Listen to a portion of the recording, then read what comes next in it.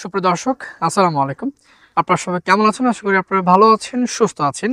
দেশ ও দেশের বাইরে থেকে যারা দেখছেন সবাইকে স্বাগত জানাচ্ছি তাকওয়া হাঁসের খামার ইউটিউব চ্যানেলের নতুন একটি ভিডিওতে। আজকের ভিডিওতে আমরা আলোচনা করব, আপনারা প্রায় সময় আমাদেরকে এখন যে শীতকাল সময় সেটাতে আপনারা মাংস উৎপাদন করার জন্য আমাদের কাছে অনেকগুলো হাঁস আপনারা চেয়ে থাকেন। তো মাংস উৎপাদন করার জন্য যে হাঁসগুলো আমরা বেসিক্যালি জানি সেটা হলো বেইজিং, পিকিং স্টার 13, এতটুকু কিন্তু আমরা সীমাবদ্ধ রয়েছি। কিন্তু আপনি কি জানেন যে জিনডিং জাতের পুরো ষষ্ঠ দিয়েও মাংসের একটা ভালো চাহিদা পূরণ করা যায়?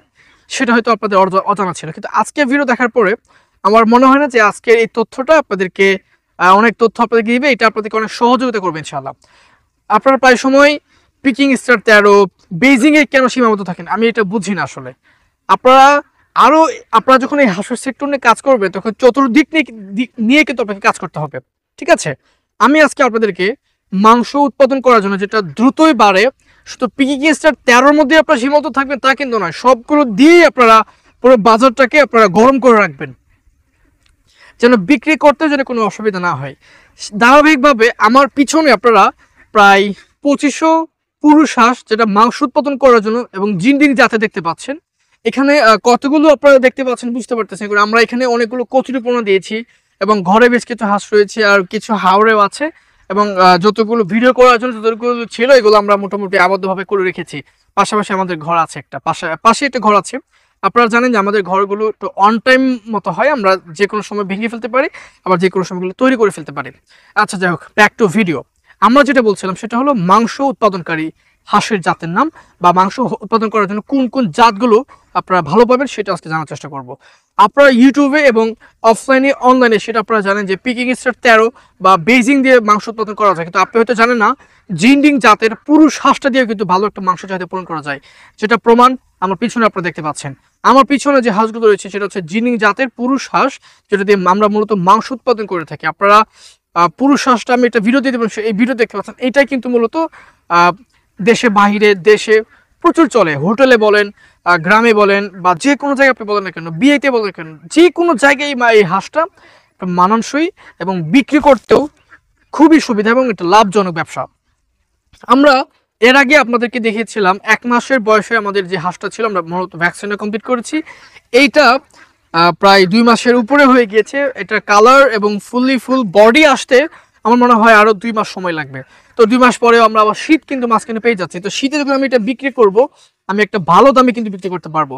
এবং আপনারা যারা হচ্ছে পাইকারি দামে এবং সুলভ মূল্যে কম দামে এই জাতের হাঁস আপনারা খুঁজে থাকেন, তাকেও হাঁসের খামার থেকে আপনারা নিতে পারবেন ইনশাল্লাহ। আপনি বাংলাদেশের যে কোনো প্রান্তে থাকেন না কেন, আমরা একদম আপনার এলাকা, আপনার বাসা পর্যন্ত পৌঁছে দিব ইনশাআল্লাহ তাআলা।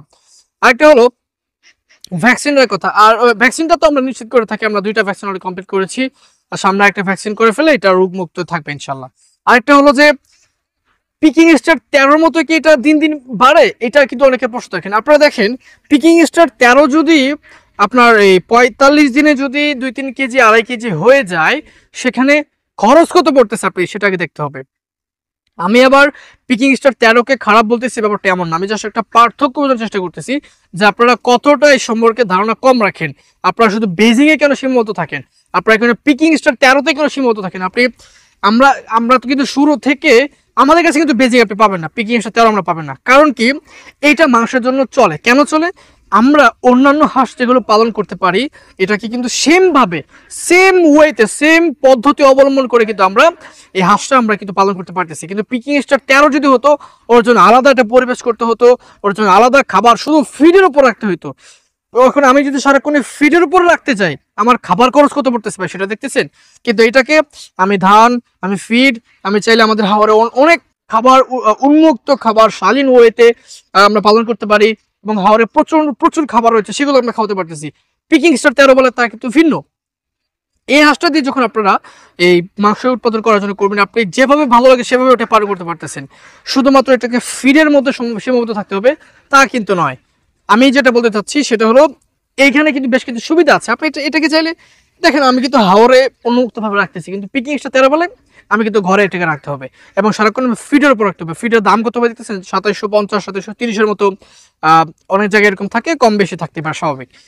তো এইগুলো দিক বিবেচনা করে এবং এখন বলতে পারেন যে না এটা পালন করলে এটা বিক্রি কেমন হবে, অবশ্যই এটা বিক্রি আছে, এটা ব্যবসা আছে ভাইজান। লাইন ঘাট আপনি ভালো করে করে ফেলতে পারেন, নিতে পারবেন ইনশাল্লাহ। যেটা বলছিলাম, আমাদের কাছে অলরেডি এরকম অনেক হাজার, প্রায় 5-7 হাজার মতো এরকম মাংস উৎপাদন করার জন্য হাঁস এবং হাঁসের বাচ্চা রয়েছে, যারা হচ্ছে শীতে মাংস বিক্রি করার জন্য, সবকিছু করার জন্য এবং বিক্রির জন্য বলেন, যা কিছু বলেন না কেন, যেভাবে চান সেভাবে নিতে পারেন ইনশাল্লাহ। তো এই ছিল আমাদের আজকে আপডেট ভিডিও। কেমন হচ্ছে জানাতে ভুলবেন না, এবং নিত্য নতুন ভিডিও তোমরা আমাদের চ্যানেল বেল আইকনে প্রেস করে রাখতে পারেন। আর সবার আগে দেখার জন্য চ্যানেলটা সাবস্ক্রাইব করার আশা ইনশাআল্লাহ রইল। এবং যারা হচ্ছে মাংস উৎপাদন করার জন্য মূলত যারা আছে আপনারা এই হাঁসগুলো পালন করে থাকেন, তাদের জন্য কিন্তু এটা ভালো একটা সুযোগ এবং চান্স। কিন্তু আমি এগুলো আপনি বলবো, কারণ আমরা তো এই পর্যন্ত বিক্রি করতে অসুবিধা হচ্ছে না, আপনাদের হবে না। এবং যাদের দরকার আপনারাও নিতে পারবেন ইনশাআল্লাহ। যারা হচ্ছে মাংস উৎপাদন করার জন্য হাঁস এবং হাঁসের বাচ্চা খুঁজতেছেন, তা হাঁসের খামার চেক করে দেখতে পারেন ইনশাআল্লাহ। তো এই ছিল আজকের ভিডিও। সব ভালো থাকুন, ভালো রাখুন এই প্রত্যাশা সবাইকে। আসসালামু আলাইকুম রহমতুল্লাহ।